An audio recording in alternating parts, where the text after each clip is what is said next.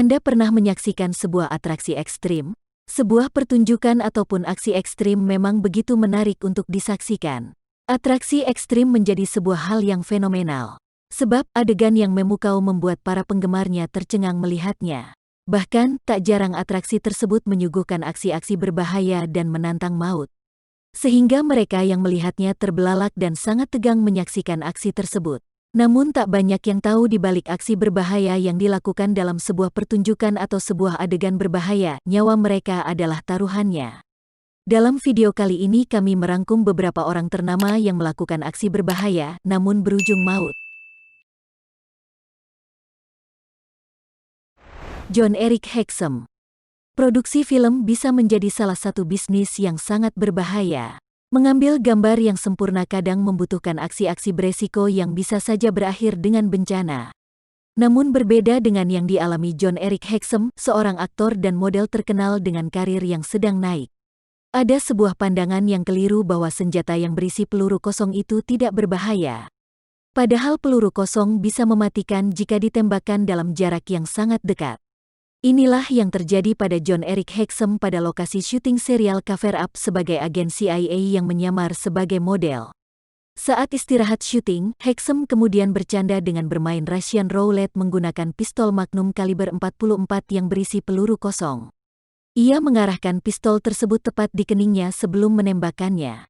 Karena tembakan tersebut, sebuah peluru kosong langsung menembus tengkorak Hexum dan membuatnya mengalami pendarahan otak hebat. Setelah dinyatakan otaknya tidak berfungsi, akhirnya alat bantu yang ia gunakan agar tetap hidup dilepaskan dan dinyatakan meninggal dunia. Hexum mendonasikan organ tubuhnya atas izin ibunya. Hexum diberikan video tribut di akhir episode series yang rangkum dibuat.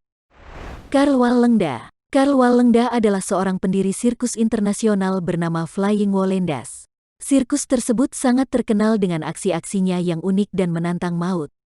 Tahun 1978, ketika Karl berusia 73 tahun, ia tetap saja tidak berhenti untuk melakukan aksi sirkus berbahaya.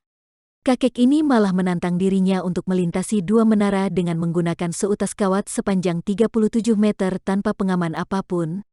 Namun saat sudah berhasil berjalan setengah perjalanan, tiba-tiba saja angin kencang bertiup dan mengganggu keseimbangan sang kakek. Karl pun langsung terjatuh dari ketinggian 121 kaki dan tewas di lokasi kejadian.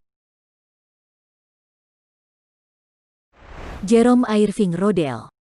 Jerome Irving Rodell merupakan pendiri dari Gerakan Makanan Organik, pencipta pertanian organik dan perkebunan, pemilik majalah dan pendiri sebuah perusahaan besar Rodell Press.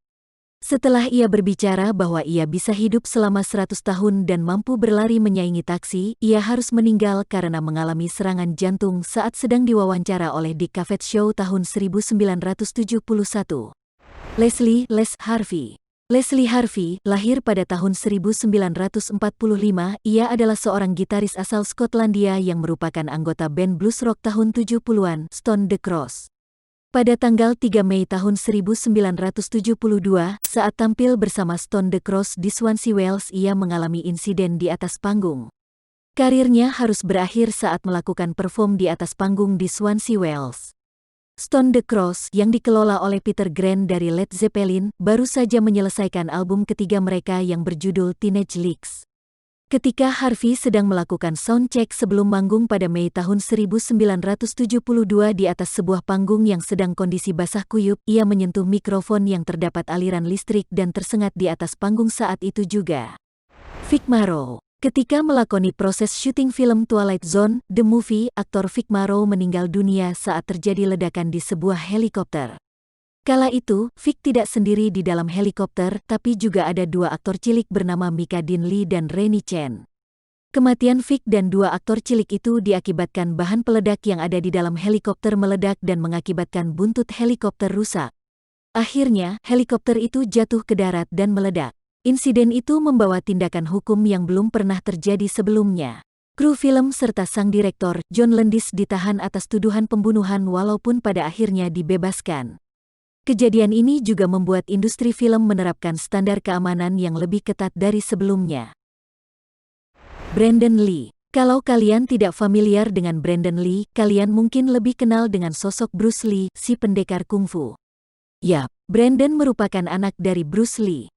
Brandon meninggal pada tahun 1993 ketika sedang menjadi seorang stuntman dalam proses syuting film The Crow. Kematian Brandon Lee adalah sebuah kenyataan pahit mengenai kecelakaan dalam penggunaan properti senjata api di industri perfilman Hollywood. Pistol yang digunakan sebagai properti syuting terisi peluru sungguhan kaliber 44 dan menghujam lambungnya dari jarak 5 meter. Kematian Brandon Lee di lokasi syuting sempat menjadi spekulasi beberapa pihak. Pemuda 28 tahun itu dianggap sengaja dibunuh oknum tak bertanggung jawab. Kendati demikian, rumor itu tak terbukti hingga sekarang. Owen Hart. Tentu sebagian dari kita pernah menonton acara SmackDown yang begitu populer di awal tahun 2000-an. WWE adalah acara yang menghibur bagi penggemar olahraga di mana alur ceritanya telah dirancang. Kita tentu tahu para pegulat besar seperti The Rock, Stone Cold, Steve Austin, Hulk Hogan, The Undertaker dan Triple H. Di antara para superstar WWE, ternyata tak semua berumur panjang setelah mengalami insiden. Berita duka tersebut datang saat event Over the Edge tanggal 23 Mei 1999. Owen Hart dengan gimmick The Blue Blazer dijadwalkan melawan The Godfather untuk perebutan WWE Intercontinental Title.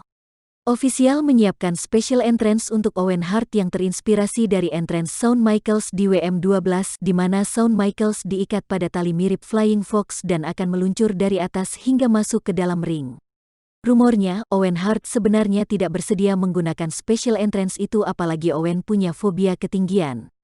Ofisial memberikan garansi keamanan kepada Owen Hart tetapi peristiwa naas itu terjadi.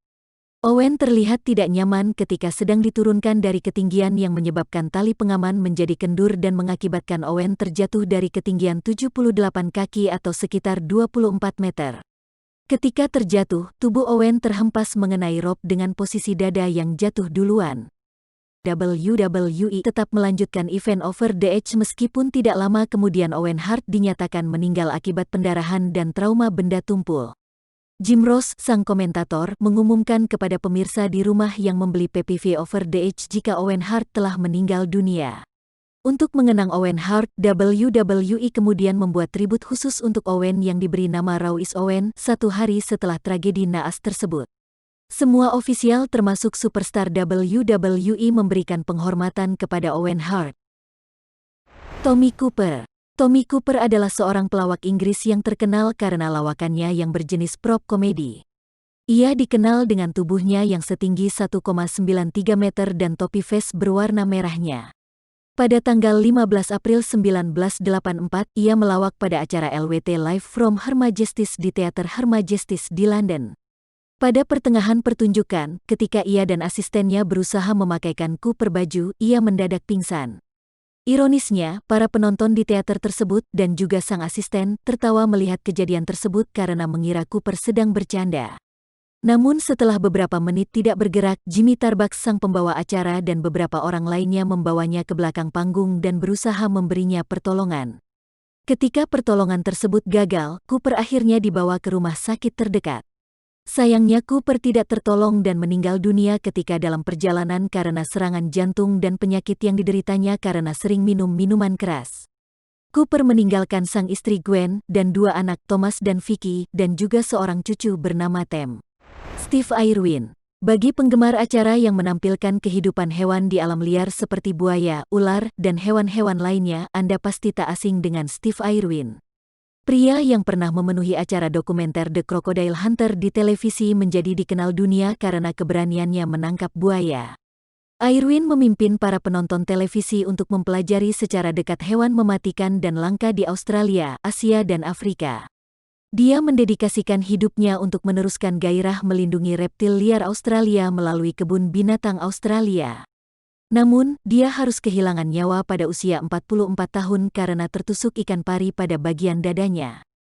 Irwin meninggal kurang dari 1 jam karena serangan jantung, segera setelah disengat. Tertegun oleh berita kematiannya yang tiba-tiba, orang-orang di seluruh dunia berduka atas kematiannya. Steve Irwin terus diingat hingga hari ini atas banyak kontribusinya terhadap bidang pendidikan dan konservasi satwa liar, termasuk menjalankan organisasi untuk menyelamatkan dan melindungi buaya serta mendukung banyak badan amal hewan lainnya. Tanggal 15 November ditetapkan sebagai Steve Irwin Day, sebuah penghargaan internasional yang diadakan setiap tahun sebagai pengakuan atas kehidupan dan pekerjaannya. Dimebag Darrell. Di daftar sebelumnya kita sudah melihat insiden kematian mendadak, kematian karena kecelakaan, dan kematian tanpa unsur kesengajaan. Tapi Dimebag Darrell, seorang gitaris dari band rock ternama, Pantera, justru dibunuh saat perform di atas panggung. Pada tanggal 8 Desember tahun 2004 saat Damage Plan manggung di Alrosa Villa Columbus, Ohio, Dimebag yang sedang cek sound tiba-tiba ditembak oleh seorang pria botak yang kemudian dikenal sebagai pria skizoid asal Marysville, Ohio, Nathan Gale. Dimebag Darrell menghembuskan nafas terakhirnya di samping Dean Razorback-nya yang baru kelar disetem. Melihat Dimebag yang sudah tidak bernyawa, Nathan Gale malah nekat menghabisi 3 pria lainnya yang kebetulan lagi asyik menenggak minuman di klub tempat promo album Damage Plan itu. Bagaimana dengan nasib Nathan Gale kemudian? Nathan Gale ikut pergi bareng Dimebag dan menyusul 3 fans Ebet bersaudara yang duluan dia tembak setelah beberapa butir peluru polisi menembus kening, dada dan perutnya. Akhir tragis itu membuat rakyat metal berduka. Sebagai dedikasi untuk Darrell, para juniornya yang tergabung dalam grup metal Avenged Sevenfold merilis lagu tentang Gale dan Dimebag yang diberi judul Betrayed yang tercantum dalam album City of Evil. Pada tahun 2006, tidak ketinggalan, Nickelback merilis lagu tentang kematian Dimebag, Side of a Bullet, dalam album All the Right Reasons. Itu dia daftar beberapa orang ternama yang mengalami kematian tragis. Menurut kamu, mana yang paling memorial di list ini? Jangan lupa tulis pendapat kamu di kolom komentar.